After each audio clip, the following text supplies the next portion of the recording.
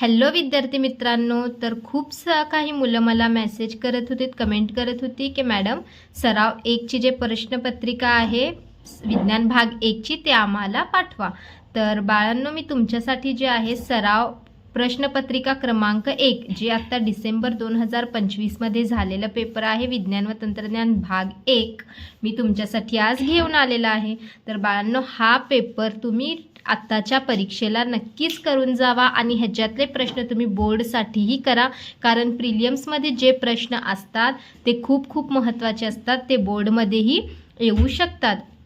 तर बाळांनो, तुमच्यासाठी जे आहे आपण काय करायचं की 5 वर्षाची जे आहे प्रश्नपत्रिका ते सगळे सोडून घ्यायची आणि तुम्हाला दुसरं काहीही करण्याची गरज पडणार नाही। तर विद्यार्थी मित्रांनो, आता मी तुम्हाला हे खरोखरची जे प्रश्नपत्रिका आहे 2025-26 मधील जे परीक्षा होत आहेत प्रिलियम्स, त्याची मी आज प्रश्नपत्रिका तुम्हाला दाखवणार आहे। तर व्हिडिओला एंडपर्यंत नक्की पहा आणि चॅनलवर आपण जर नवीन असाल तर लवकर सबस्क्राईब करून घ्या, कारण मी असलेच तुम्हाला जे आहे प्रश्नपत्रिका खरे प्रश्नपत्रिका तुम्हाला देणार आहे। तर विद्यार्थी मित्रांनो, चला आपण बघूया आणि पेपर पॅटर्नही मी तुम्हाला यात समजावून देईन। तर चला आपण सुरू करूया। तर विज्ञान भाग 1 जे असतं ते बाळांनो 40 मार्क्ससाठी असतं आपल्याला। आपण इथं आता बघूया। तर इथे बघा बाळांनो, पहिला प्रश्न क्रमांक 1 जे असतं अ, तर दिलेल्या पर्यायांपैकी योग्य पर्यायाचा क्रमांक लिहा। हे जे असतं 5 मार्क्ससाठी असतं आणि ह्याच्यामध्ये तुम्हाला 5 MCQs असतात। तर 5 चे 5 MCQs तुम्हाला सोडवायचे असतात, हे कंपल्सरी असतात 5। आणि तुम्हाला बघा 40 पैकी 14 मार्क्स जर भेटले तर तुम्ही पास होऊ शकतात, म्हणजे पेपरमध्ये लिहिण्याचे 14 मार्क्स। तर हे जे आहे 14 मार्क्स तुम्हाला इथे MCQsचेच 5 मार्क्स होतात। तर हे MCQs तुम्हाला मी बोर्डाच्या अगोदर मी MCQs देणार आहे तुम्हाला 50 MCQs, तर ते 50 MCQs तुम्ही करायचे आहेत। आणि हे बघा, हे 5 MCQs असतात 5 मार्क्ससाठी। त्याच्यानंतर जर आपण बघितलं तर हे दुसरं, तर MCQs लिहिताना उत्तर मी कसं लिहायचं हेही तुम्हाला सांगितलेलं आहे। ऑप्शन लिहून त्याचं उत्तर काय आहे तेही लिहा तुम्ही। मग प्रश्न ब जे असतं खालील प्रश्न सोडवा, हे पण 5 मार्क्ससाठी असतं। तर ह्याच्यात सर्वात कमी अणुवस्तुमान असलेल्या अणूचे नाव लिहा। तर असे जे असतात फक्त इथं 1 मार्क्सचे प्रश्न असतात, तर इथं फक्त तुम्ही नावे लिहाल तरी चालेल। 1 लाईन तुम्ही उत्तरमध्ये लिहिला तरी पण तुम्हाला इथे मार्क्स भेटतात, म्हणजे 1 मार्क्ससाठी 1 लाईन तुम्हाला लिहावी लागणार आहे इथं। तर आता आपण मित्रांनो नेक्स्ट पेजवर जाऊया।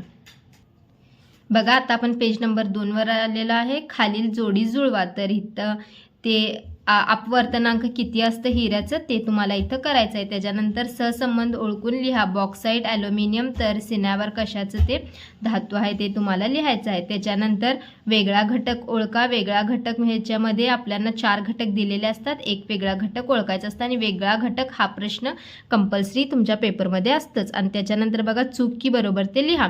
तर हे चूक की बरोबर हे प्रश्न पण कंपल्सरी असतात। तर तुम्हाला जे 5 मार्क्ससाठी 1 मार्क्सचे जे प्रश्न असतात त्याच्यामध्ये काय पडतं, वेगळा घटक ओळखायला पडतं आणि सहसंबंध पडतं आणि त्याच्यानंतर चूक की बरोबरचा एक प्रश्न असतो आणि जोडी जुळवायचा क्रमांक एक प्रश्न असतं आणि एका मागचं लिहिण्यासाठी प्रश्न असतं। असंच पॅटर्न असतं, ते बोर्डाला पण असलंच असणार तुम्हाला सेम।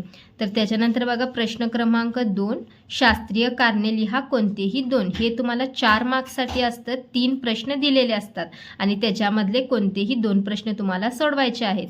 तर 2 मार्क्ससाठी 1 प्रश्न आहे। तर बाळांनो, 4 ओळी तुम्हाला लिहायला पाहिजे, म्हणजे पॉईंट वाईज आन्सर लिहा, जास्त बरं होईल। तर आता हे पृथ्वीच्या केंद्रावर जीचे मूल्य 0 असते, तर ह्याचं कारण काय आहे, मी ना ह्याचे नोट्स पाठवलेले आहेत, तर त्याच्यामध्ये मी हे उत्तर सांगितलेलं आहे, त्याच्यामध्ये तुम्ही बघा।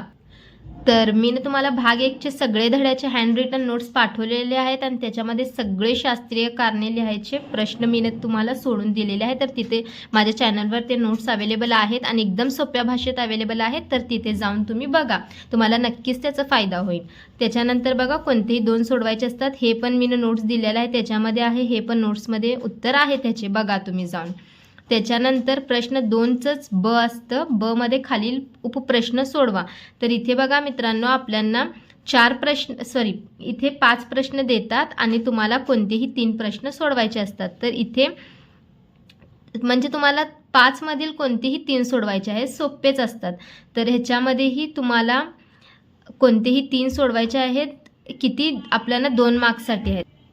इथे तुम्हाला 2 मार्क्ससाठी एक प्रश्न असतं आणि 2 मार्क्ससाठी म्हणजे 4 पॉईंट लिहायचे असतात आणि पॉईंट वाईज आन्सर लिहा. म्हणजे नंबर 1 घाला, पहिला पॉईंट लिहा, नंबर 2 घाला, दुसरा पॉईंट लिहा, असे पॉईंट वाईज आन्सर लिहा. म्हणजे उत्तर तुमचं दिसायला पण मोठं दिसतं आणि छान दिसतं, पेपर प्रेझेंटेशन पण चांगलं होतं. तर हे आपल्याला बचे 5 प्रश्न झाले. आता आपण पेज नंबर 3 वर जाऊया. नेक्स्ट इथे बघा, खालील प्रश्न सोडवा. कोणतेही 5 प्रश्न आपल्याला इथे सोडवायचे आहेत. तर इथे बघा, आपल्याला 15 मार्क्ससाठी हा सेक्शन असतो. तर 15 मार्क्स म्हणजे आपल्याला एक प्रश्न इथे 3 मार्क्ससाठी आहे. तर 3 मार्क्ससाठी प्रश्न आहे म्हणजे आपल्याला एक उत्तरचं जे म्हणजे एक क्वेश्चनचं जे आन्सर आहे आपल्याला 6 पॉईंट लिहायचे असतात. बघा, 3 मार्क्सला असलं तर 6 पॉईंट तुम्हाला गरजेचे आहेत, तरीच तुम्हाला 3 पैकी 3 मार्क्स तिथे भेटणार. तर इथे हे पहिला प्रश्न, हे दुसरा, हे तिसरा, हे चौथा आणि हे चौथ्यामध्ये बघा तुम्हाला असं ग्राफ दिलेले आहेत. हे बघा, असं ग्राफ दिलेले आहेत चौथ्या प्रश्नामध्ये आणि त्याच्यावर तुम्हाला उपप्रश्न आहेत ए, बी आणि सी. तर हे प्रश्न खूप महत्त्वाचा आहे. हे तर तुम्हाला पेपर करूनच जायचं आहे. तर हे महत्त्वाचे प्रश्न महत्त्वाचं आहे, बोर्डासाठी पण खूप महत्त्वाचं आहे हे ग्राफ. त्याच्यानंतर बघा 5वा प्रश्न, हेही खूप महत्त्वाचं आहे. हे पण बोर्डासाठी आपल्याला करायचं गरजेचं आहे हा प्रश्न. तर हे दिलेल्या आकृतीचे निरीक्षण करून दर्शविलेल्या प्रकाशाचा किरणांचे नावे लिहा. तर इथे आपल्याला किरणांची नावे लिहायची आहेत. तर ते कोणती कोणती किरणे आहेत ते तुम्हाला नावे लिहायचे आहेत. ते पुस्तकमध्ये तुमचा 6वा धडा जे आहे, 6व्या धड्यातला हे प्रश्न आहे. 6व्या धड्यामध्ये तिथे नावे दिलेली आहेत, तुम्ही जाऊन तिथे चेक करू शकताय. आता आपण नेक्स्ट पेजवर जाऊया. इथे बघा, इथे किरण ए बीचं नाव लिहायचं आहे आपल्याला. काय आहे, किरण बी सीचं आणि किरण सी डीचं, म्हणजे जे पाठीमागची आकृती आहे त्याचं निरीक्षण करून लिहायचं आहे. मग 6वा प्रश्न, हे 6वा 7वा 8वा हे असं आपल्याला, म्हणजे टोटल आपल्याला बघा 15 मार्क्ससाठी हा सेक्शन आहे.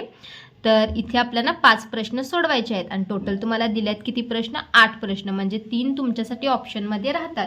ह्याचा अर्थ काय आहे की तुम्ही जर कुठलेही 6 ते 7 धडेही पक्के केला विज्ञानचे, तरी तुम्हाला 40 पैकी 40 मार्क्स भेटणार, हे कन्फर्म आहे. आणि महत्त्वाचे धडे कोणते आहेत विज्ञानचे करायचे, बोर्डाने जे सांगितलेले धडे महत्त्वाचे धडे आहेत ते मी त्याचा व्हिडिओ वेगळा बनवला आहे. तर तिथे जाऊन तुम्ही माझ्या चॅनलवर चेक करा. गणित आणि विज्ञान महत्त्वाचे धडे तिथे तुम्हाला दिसतील की कोणते विज्ञानचे आपल्याला भाग 1चे आणि 2चे धडे करायचे आहेत. तर त्याच्यानंतर बघा प्रश्न क्रमांक 4, खालील प्रश्न सोडवा कोणतेही एक. हे जे प्रश्न असतं बाळांनो, खूप महत्त्वाचा आणि जास्त मार्क्स देणारा प्रश्न आहे. तर हे प्रश्न 5 मार्क्ससाठी असतं. एक प्रश्न 5 मार्क्ससाठी आहे. तर इथे बघा, खालील मुद्द्यांना अनुसरून दृष्ट व प्रत्यावर्ती विद्युत धारेतील फरक लिहा. तर इथे आपल्याला पहिला तर फरक लिहायचा आहे. म्हणजे फरक काय काय करायचं आपल्याला, दिशा कुठली, ह्याची विद्युत वाहनाची दिशा कुठली, हे प्रश्न आहे. विद्युत धारेचे परिणाम व दोलायमानता ते पण लिहायचे आहे. तर इथे आपल्याला हे 5, 1 2 3 4 5 प्रश्न आहेत. तुम्ही एक लाईनचं पण उत्तर लिहिलं तर इथे तुम्हाला एक म्हणून 5 मार्क्स भेटून जातात. त्याच्यानंतर जर तुम्हाला हे करायचं नसलं तर असाही प्रश्न असतो, चुंबकीय वल्गीकरणची हे नामनिर्देशित आकृती काढून या पद्धतीने धातूंचे सहतीकरण कसे करतात ते सविस्तर स्पष्ट करा. ह्याचं उत्तर मी एकदम सोप्या पद्धतीने नोट्समध्ये दिलेलं आहे. जर तुम्हाला हे करायचं असलं तर तुम्ही हेही करू शकता. तर हे कसं असतं की ह्याच्यामध्ये 2 प्रश्न देतात. 2 मधलं एक प्रश्न जे आहे त्याच्यामध्ये उपप्रश्न असतात आणि एक प्रश्न मोठं लिहायचं असतं. तर 5 मार्क्ससाठी म्हणजे आकृती काढायला तुम्हाला आकृती जर तुम्ही इथं काढला तर 2 मार्क्स भेटणार आणि खालचं तुम्ही 6 ते 7 पॉईंट तुम्हाला लिहायला पाहिजे, म्हणजे त्याचे तुम्हाला 3 मार्क्स, असे करून 5 मार्क्स होतात. तर इथे तुम्हाला आकृती आणि त्याचं स्पष्टीकरण लिहायचं आहे. एवढं ते तुम्ही केला तर 5 पैकी 5 मार्क्स तुम्हाला भेटतात. किंवा हेही केला तर ह्याचे सगळे प्रश्न नाही पण आले तुम्हाला, 2-3 पण ह्याच्यातले आले तर तुम्ही 2-3 सोडवले असाल ह्याच्यातले, तर तुम्हाला ते 2-3 मार्क्स तर भेटतातच. ह्याच्यातलं जर तुम्हाला फक्त आकृती काढायला आली, स्पष्टीकरण नाही आलं, तर आकृती जर काढला तरी 2 मार्क्स तुम्हाला भेटतात. तर थोडंफार काही येतं ते लिहा, त्याच्यामध्ये सोडू नका, नाही येत म्हणून सोडू नका. थोडंफार त्याच्या रिलेटेड काहीतरी लिहा. 1 मार्कला असलं तर अर्धा मार्क भेटून जाईल, 2 मार्क्सला असलं तर 1 मार्क भेटून जाईल. तर असे करून तुमचे मार्क्स जुळत जाईल. तर आणि कोणता पेपर हवा आहे, काही डाऊट असेल तर मला कमेंटमध्ये सांगा.